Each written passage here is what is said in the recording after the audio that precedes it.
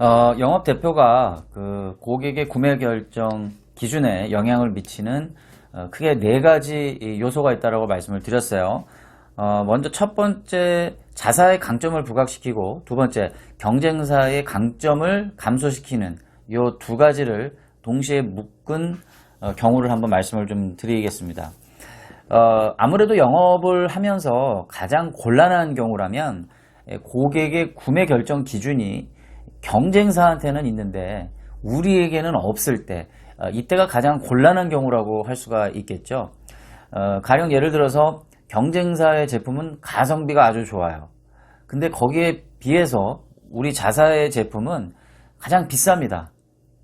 이럴 때 여러분이라면 어떻게 고객의 구매 결정 기준에 차별화를 주시겠습니까?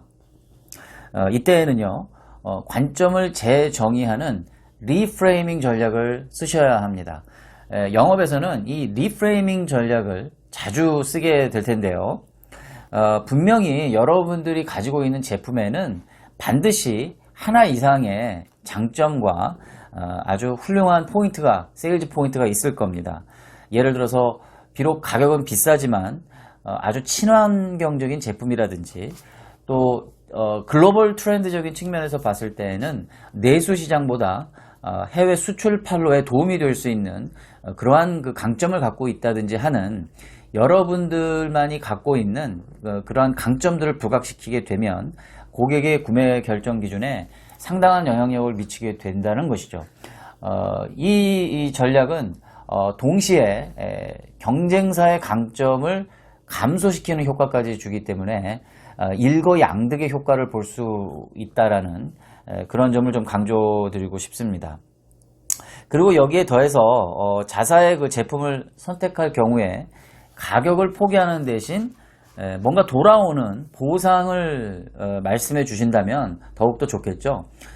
이걸 한번 문장으로 한번 제가 한번 읽어 드려 볼게요.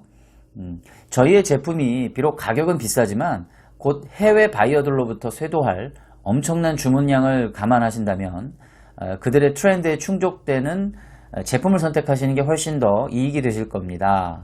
이런 식으로 표현을 하시면 되겠죠. 결국 이제 싼 게 다가 아니다. 이런 점을 강조해 줄 수도 있는 거고요. 여러분들 이제 뭐 우리가 흔히 가성비라는 말을 많이 써왔잖아요. 근데 가치 있는 영업을 하기 위해서는 반대로 접근하실 필요가 있어요. 성갑이라고 하는 이야기를 들어보셨는지 모르겠는데 가성비는 일단 가격의 폭을 정해놓은 상태에서 그 중에서 싼 부분을 강조하는 것이라면 성가비는 이런 거죠. 우리의 성능은 굉장히 파워풀한데 탁월한데 그럼에도 불구하고 우리가 제한적인 기준에 의거해서 뭐 할인 혜택을 준다든지 추가적인 옵션 서비스를 제공한다든지 하는 식으로 해서 우리가 가지고 있는 제품이나 솔루션의 탁월함의 총량은 훨씬 뛰어난데 거기에 따른 제한적이고 부분적인 혜택을 우리가 주겠노라 라고 하는 성가비의 전략을 취해 보시는 것이 여러분들에게 훨씬 더 유익할 수 있다는 점을 말씀을 좀 드리고 싶습니다. 다시 한번 말씀드리건대 이와 같은 리프레이밍 전략을 통해 가지고 자사의 강점은 부각시키면서도 경쟁사의 강점은 오히려 감소가 되는 그런 효과를 보시게 된다는 겁니다. 다음으로 이제 곤란한 경우라면은 고객이 이제 대놓고 자사의 약점을 들추는 경우라고 할 수가 있겠습니다. 이른바 자사의 약점을 이제 감소시키는 법에 대해서 좀 말씀을 드릴 텐데요. 고객이 이제 이런 식의 얘기할 수가 있죠. 귀사 제품은 타사에 비해서 다른 건 괜찮은데 납기가 너무 오래 걸리는 단점이 있어요. 이제 이렇게 얘기할 경우에 여러분들 어떻게 대응하시겠습니까? 이럴 때는요, 협상을 통해서 중재안을 좀 제안할 필요가 있습니다. 예를 들어서 뭐 긴급한 물량만큼은 우리가 타사보다 더 빠르게 대응을 해주겠다라는 것이죠. 물량이 소량이라고 한다면 영업대표의 재량에 따라서는 얼마든지 공장을 통해서 협조를 구해내실 수가 있을 거예요. 또 뭐 이런 경우는 또 어떻게 여러분 대응하시겠습니까? 속도가 너무 느려요. 이제 이렇게 고객이 얘기를 한다면 이때도 역시 리프레이밍을 좀 병행을 해가지고 협상을 모색을 하면 좋습니다. 이런 식으로 대응을 하시면 좋겠죠.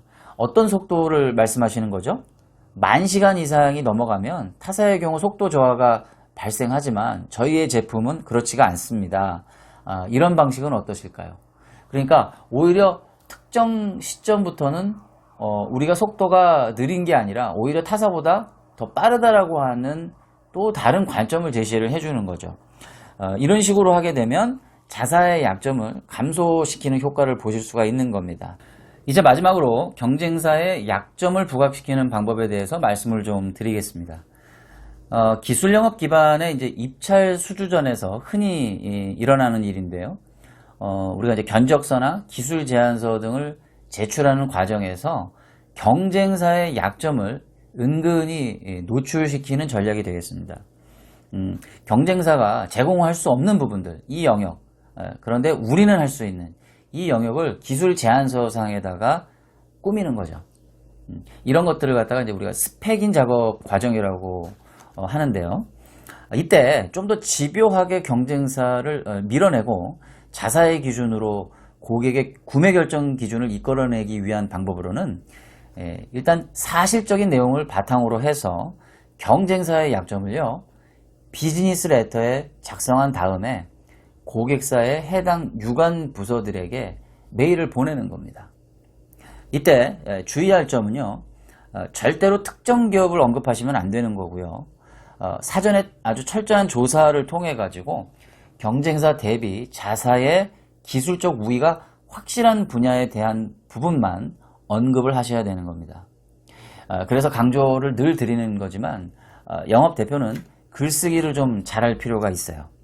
왜냐하면 같은 말이라도 고객과 시장에서 비추어지는 어떤 그런 면면들을 잘 파악을 해가면서 자극적이지 않지만 고객으로 하여금 반드시 검토를 해보게끔 단호하게 그리고 분명하게 자신의 의견을 피력할 수 있어야 되기 때문인 거죠.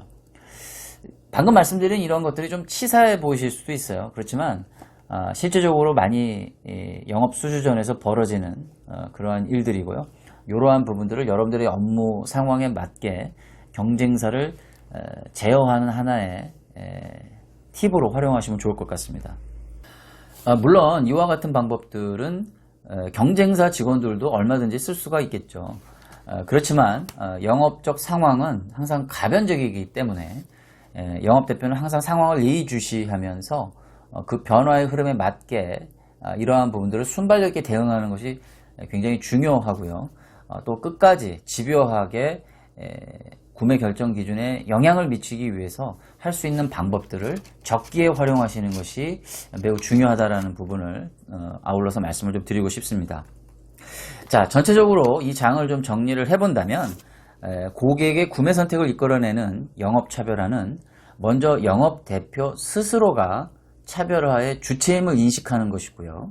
다음으로는 고객의 구매 결정에 영향력을 발휘할 수 있는 다양한 전략과 전술, 그리고 그러한 것들을 끝까지 집요하게 물고 늘어지는 이러한 사냥꾼과 같은 역량, 이러한 부분들을 펼칠 수 있어야 된다는 것으로 이 장을 마무리를 하고자 합니다.